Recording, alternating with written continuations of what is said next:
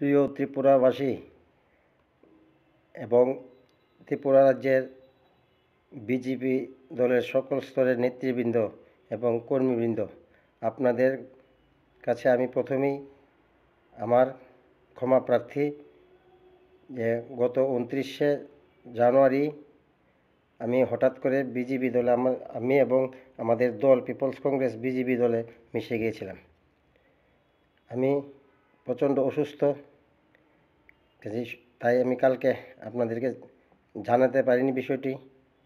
কালকে থেকেই আমার কাছে খবর এসেছিল যে ত্রিপুরা রাজ্যের বিজেপির কর্মীদের থেকে শুরু করে নেতৃবৃন্দরা এবং সাধারণ মানুষ জানতে চেয়েছিল যে কোথায়, কবে, কার সাথে কোথায় জয়েন হয়েছে এই বিষয়ে। কিন্তু আমি এই যে বিষয়টি আপনাদের কাছে পরিষ্কার করছি, আমি যেদিন জয়েন করেছিলাম, হয়তোবা আমি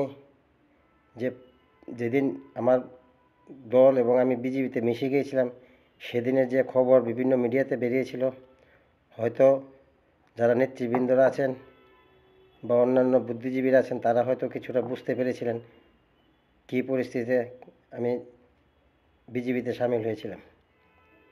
এখানে আমি আজকে অসুস্থ, শুধু অল্প করে মূল বার্তাটুকু আপনাদের কাছে দিতে চাই।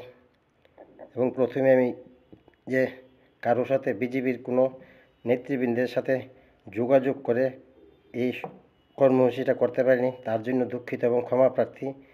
যদিও আপনারা আস্তে আস্তে সব জেনে গেলে আসল আমাকে নিশ্চয়ই ক্ষমা করে দেবেন।